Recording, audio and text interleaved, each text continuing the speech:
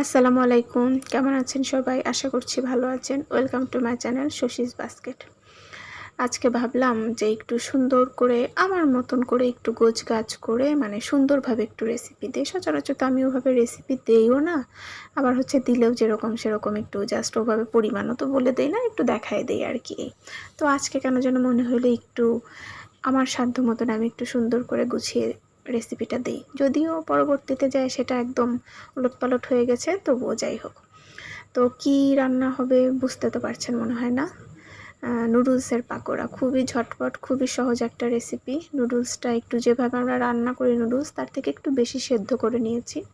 সাথে কাঁচামরিচ, পেঁয়াজ, আটা দিয়ে দিচ্ছি, আর দিচ্ছি নুডলসের যে মশলা, যে কয় প্যাকেট নুডলস নেবেন সে কয় প্যাকেট মশলা। আর এখানে ছিল একটু সামান্য হলুদ গুঁড়া, একটু জিরা গুঁড়া, ধনিয়া গুঁড়া, আর হচ্ছে পরিমাণ মতো লবণ।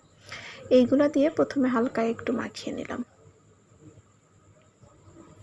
তারপর একটা ডিম দিয়ে দিলাম। এটা নুডলসের পরিমাণটা হচ্ছে আপনি কতটুকু নেবেন তার উপর ডিপেন্ড করে যে কয়টা ডিম লাগবে। এটা আপনারা মাখাইলে বুঝবেন। পাকোড়া তো সবাই বানাইতে পারেন তেলে ভাজা। ওটার যে এটাকে কী বলবো আমি, মাখানোটা কীরকম হবে, সফট কতটা হার্ড, সেটা তো আপনারা করলেই বুঝবেন।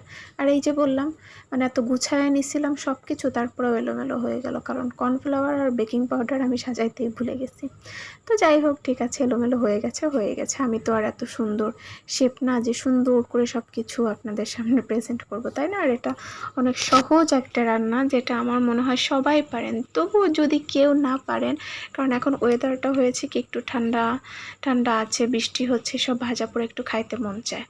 তো অনেক সহজ, যাতে আবার রান্না করতেও ইচ্ছা করে না, বা নতুন রাঁধুনি আছেন, এটা খুবই ঝটপট, মানে চাইলে আপনি ২০-২৫ মিনিটের মধ্যে এটা একদম ফুল রেডি করতে পারেন। আর এটার জন্য আলাদা কিছুই করতে হয় না।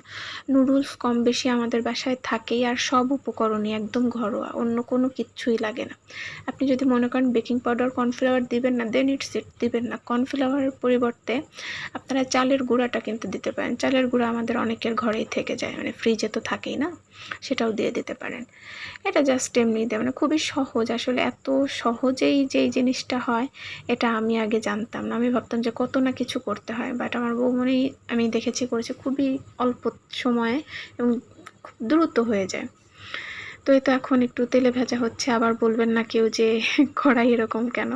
এরকম কড়াই কম বেশি সবার ঘরেই থাকে, আর এসব ভাজা পোড়া যত যাই বলেন এই কড়াইতে বেস্ট হয়, তাই না? অনেকেই আমার সাথে অবশ্যই একমত হয়েছেন এর আগে, এখনো হবেন। তো ওই তো ভাজা পোড়া এইসব জিনিস কি হয়, সাজায় গুছায় যে একটু করব কিছু, তার আগেই মানে নামাইতে খাওয়া শুরু হয়ে যায়। আমি যদিও গরম গরম মতো ওইভাবে খেতে পারি না, তারপরেও কিন্তু খাওয়া শুরু হয়ে যায়। মানে এগুলা তো এরকমই জিনিস, তাই না? তো কীরকম হলো জানাবেন। কেউ কি এর আগে নুডলসের পাকোড়া খেয়েছেন বা কিভাবে বানান, খেয়ে থাকলে সেটাও আমাদের সাথে শেয়ার করবেন। একটু জেনে রাখলাম, সেভাবে আমরাও চেষ্টা করব বানানোর। সবাই ভালো থাকবেন, সুস্থ থাকবেন, এবং পুরো ভিডিও দেখে আশা করি আপনি মন্তব্যটা করছেন। আল্লাহ হাফেজ।